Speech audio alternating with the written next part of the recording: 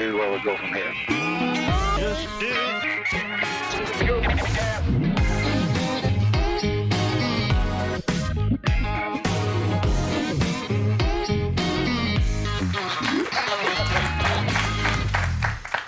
Hi everyone and welcome to Pauw Academy. So last year we had Panama Papers and last week we just got the new break, Paradise Papers. Millions of leaked documents show that the richest of the richest have been hiding their money in tax havens around the globe.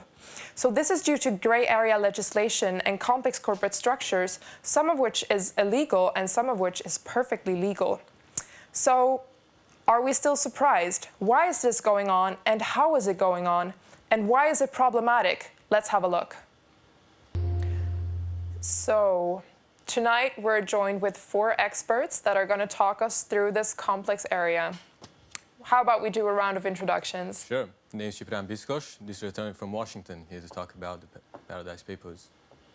I'm Annefleur. I'm a journalist at the Volkskrant, and I was part of the team that discovered the Paradise Papers. Hi, I'm Jeremy Sung, and I represent the Progressive Party. And my name is Elmer. I am a tax evasion expert, and I've been looking into tax evasion cases for the last couple of years. So my first question is actually for you, Elmer, and I was just asking you about the gray zone. Could you please walk us through it, because it's a kind of complex area? Yeah, okay.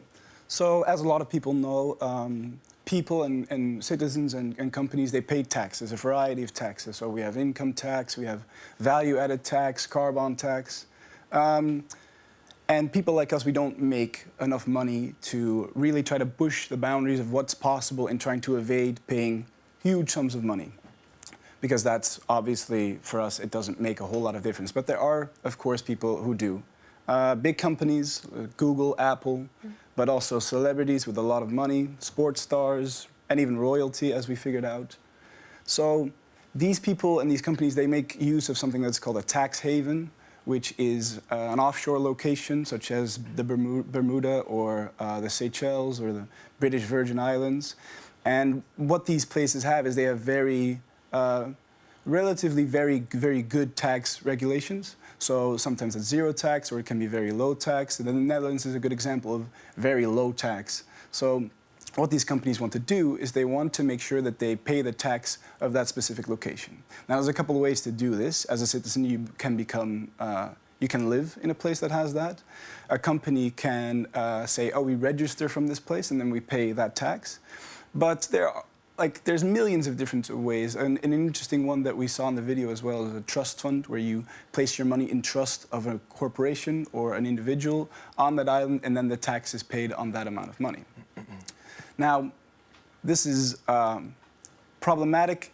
We don't know, because it's most of the stuff, the lion's share of this stuff is actually perfectly legal. But what happens is when we see how much money goes on, how much money is being evaded paying in tax, that's when public debate starts, because it's a big sum of money. Yeah. As a politician, do you find this problematic, that a lot of money actually escapes? Well, as we can see, there's been a lot of cases of this, and the most important part is that these are the richest and part of the 1%, you know, royalty, politicians, celebrities, and that's where the government actually receives most of their taxes. Since they are so rich, the percentages that are applied to them are actually quite high, especially in Europe, where it's a progressive tax system and where basically the richer you are, the more you get taxed. But there are limits, so I don't really necessarily agree with what they're doing, but I do understand where they're coming from and how they're being taxed more and how they think it's unfair. Yeah, okay. What are your takes on it? Do you think it's problematic that people escape with their money in this way? Well, I wouldn't call it escape. I mean, there's a difference between evading a tax and avoiding a tax. And I think every one of us tries to avoid taxes as much as possible, within the bounds of the law, of course. Evading tax is not an issue. For example, most of the names that are mentioned in the Paradise Papers are just regular people. Well, some are high profile, of course, but they just have offshore accounts, and that doesn't mean that they have done something illegal in the first place. So just trying to avoid as much as they can is not quite, you can't charge people for that, legally speaking. Yeah, I agree.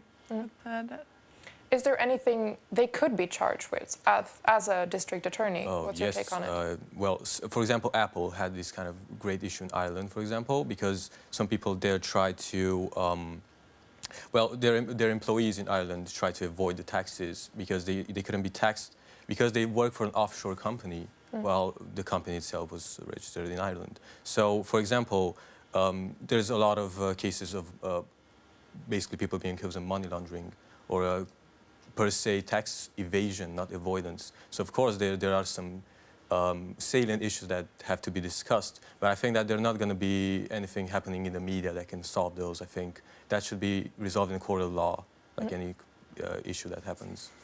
All right, all right. I have a question for you, Annefleur, because as we have been discussing here, many cases are not illegal, yet this has blown up and become a media storm. And I was wondering should journalists really report on this? Isn't there a conflict that is more important to report about than this perfectly legal activity? Yeah, well, I see your point, and even though it's not illegal right now, it is controversial.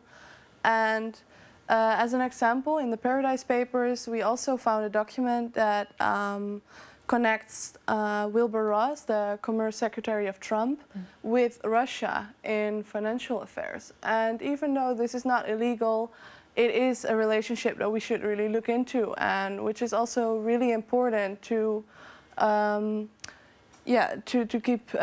keep up with. And also, as an example, the Democratic senators have already asked for an internal watchdog that can look into the financial affairs of Wilbur Ross. So there is like a big question mark with this relationship between actually Trump and Russia. So I believe that the watchdog function is active there. So we are really looking into, even though it's now legal financial affairs that could become illegal and cause big trouble for these relationships.